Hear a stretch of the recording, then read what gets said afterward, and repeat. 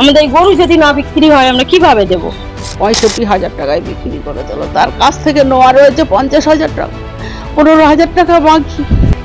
এই যে গরুর ব্যবসার উপরে একটা লেবারেরও সংসার চলছে, একটা বিচুলিয়ালারও সংসার চলছে, ভুসির দোকানের সংসার চলছে। মিষ্টির দোকানে দুধ না দিলে মিষ্টিরা তৈরি করবে কি করে? আর না হলে নবান্নায় আমি গরু হেঁটে হেঁটে নিয়ে যাব, আমাকে গুলি করে আর মেরে দেবে। আমি মরতে চাই, সরকার আমার দায়িত্ব নেবে। আমার ছোট বাচ্চা খাইয়ে পড়ে, কে বাঁচবে? বউ যাবে কি ছেলে যাবে কি নাতি যাবে কি করে জানবো? কিন্তু বরাবর হয়ে আসছে, সেইভাবে চলবে আমরা জানি, এটাই জানি। আবার এ লোক তো মাইনে দিতে পারে, এ লোক তো আজকেরই বললো যে তুই অন্য জায়গায় কাজ করে, এবার আমি কোথায় যাবো? মাইনে তো দেয় না, 3 মাস তো মাইনে দেয় না। এবার আমার স্বামী তো নিজে হচ্ছে, মনে হচ্ছে আমি মরবো না আমার স্বামী মরবে, কিন্তু মরলে আমার বাচ্চাগুলো কে দায়ী নেবে? আর 7টা মোষ ঠাট আছে, আমি কি করে বাঁচবো, কি করে খাবো? এই মুহূর্তে উপস্থিত হয়েছি চালতাবেড়িয়া বামুনিয়া ঘোষপাড়া এলাকায়। হ্যাঁ, এইখানকার মহিলাদের চোখে জল আর বুকে ব্যথা, তার একটাই কারণ। আপনারা জানেন যে কার্যত এই মুহূর্তে একটি সিদ্ধান্ত নিয়েছে রাজ্য সরকার যে হিন্দু সম্প্রদায়ের মানুষের গোমাতাকে কুরবানি দেওয়া যাবে না। এই এলাকার মানুষের যাদের খাটাল রয়েছে তারা কিন্তু হিন্দু সম্প্রদায়ের মানুষ, এবং সেই খাটালে কয়েক লক্ষ টাকার খাটালে গরু রয়েছে। তারা কি খাবে, তারা কি করবে? এই মুহূর্তে তারা চিন্তায় ভেঙে পড়েছে। তারা এই মুহূর্তে কার্যত আতঙ্কে রয়েছে। তাদের পরিবার রয়েছে, তাদের সংসার রয়েছে, তাদের ছোট বড় বাচ্চা রয়েছে। তারা সেই সন্তানদের মুখে এক ফোঁটা খাবার তুলে দেবে কিভাবে? এই প্রশ্ন আজকে এই এলাকার হিন্দু সম্প্রদায়ের মানুষ তারা করছে।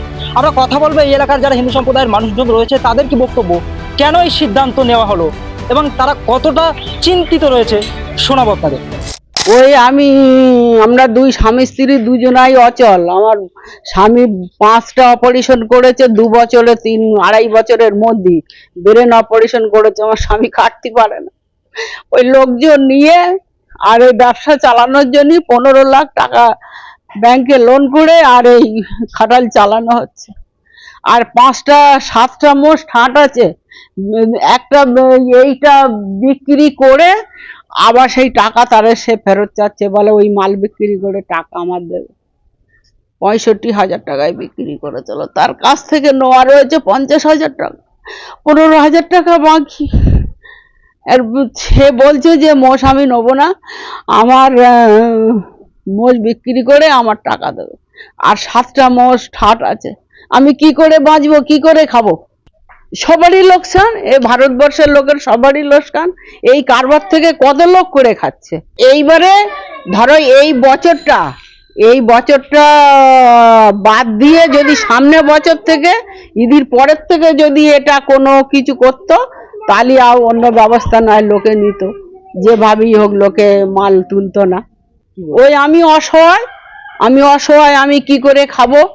আমি লোন না নিলে তো আমি মোষ তুলতে পারবো না, আমি তো কিভাবে খাবো? আমার তো ছেলে নেই, আমার 3টে মেয়ে, বিয়ে হয়ে গেছে সব শ্বশুর বাড়ি।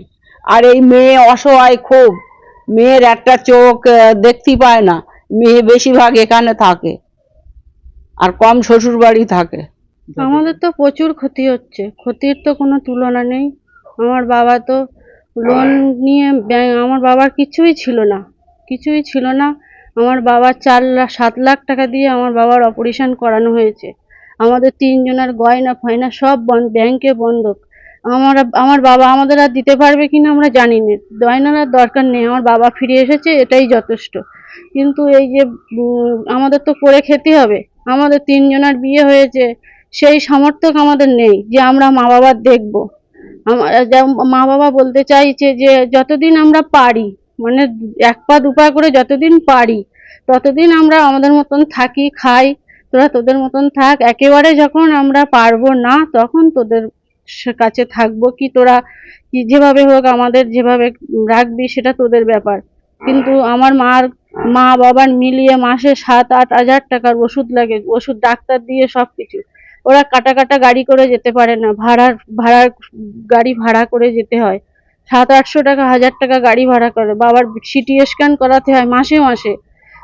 বাবার ওষুধের দাম মার ওষুধের দাম মিলিয়ে 8-10 হাজার টাকা প্রায় পড়ে যায়, গাড়ি ভাড়া টাড়া সব খরচা দিয়ে। কোথার থেকে পাবে আমার মা বাবা? আমাদের দেবে, আমাদের 3 মণি দেবো, আমাদের সেই সামর্থ্য নেই যে আমরা আমাদের নিজেরা চালাতে পারি না। আবার মা বাবার কি করে দেখবো? সেই জন্য মা বাবা বলেছে যে আমার জমি যতটুকু জমি জায়গা আছে, বেশি নেই, 16 কাঠা কি 15 কাঠা মতন আছে, থাক। এক্ষুনি যদি বিক্রি করে দেয়, এক্ষুনি এই টাকা কতদিন শেষ তো হতেই থাকবে। তো এখন থাক, ভবিষ্যতে যখন আমরা একেবারে চলতে পারবো না তখন বিক্রি করে দিয়ে তখন নিজেদের মতন থাকবো, তোরা একটু দেখবি। আর সেই জন্য এখন বাবা আমার 15 লাখ টাকা, আবার নতুন করে 15 লাখ টাকা লোন নিয়েছে। লোন নিয়ে এই গরু মোষ সব তুলেছে। আমাদের কোনো ঈদে বিক্রি করার মতন গরু না, আমাদের মোষ আছে।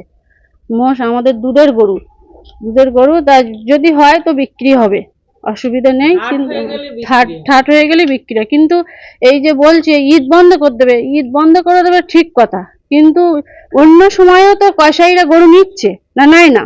তারা কি করবে গরু? তারাটা কি করবে? এই যে গরুর ব্যবসার উপরে একটা লেবারেরও সংসার চলছে, একটা বিচুলিয়ালারও সংসার চলছে, ভুসির দোকানের সংসার চলছে, মিষ্টির দোকানে দুধ না দিলে মিষ্টিরা তৈরি করবে কি করে? মানুষের চলবে কি করে? সরকার এটা বুঝতে পারছে না। সরকার কি ধরনের কিরকম নিয়ম চালু করেছে? বিজেপি ভোট দিয়েছি বলে বিজেপি কিনে নিয়েছে, এটা কোনো যুক্তির কথা হলো? মুসলিমদের কোনো সমস্যা নেই। মুসলিম মানুষ শুধু আলাদা, মানুষ সবই এক, ধর্ম শুধু আলাদা। কি দাবি রাখছি বলতে, মানে আমি বলতে চাইছি উনি ঈদ বন্ধ করবে, কারবার বন্ধ করবে, গোমাতাকে উনি মানে বধ করতে দেবেন না। কিন্তু আমি মানছি উনি ঈদের সময় গোমাতা বধ করতে দেবেন না, কিন্তু অন্য সময় তো ওরা কিনছে। তখন কি? তখন সরকার কি করবে? কিছু করতে পারবে? আপনি বলুন। তখন সরকার বাধা দিতে পারবে? এবার তারপরে মুসলিমদের ওটা হচ্ছে এক ধরনের খাদ্য, তাই তো? ওরা থাকতে পারবে না খেয়ে? ওরা থাকতে পারবে? ওদের থাকা যায়? আপনার যদি মানে কি বলবো, শুভেন্দু অধিকারীর যদি মুখের গ্রাস কেড়ে নেওয়া হয় তাহলে কি হবে?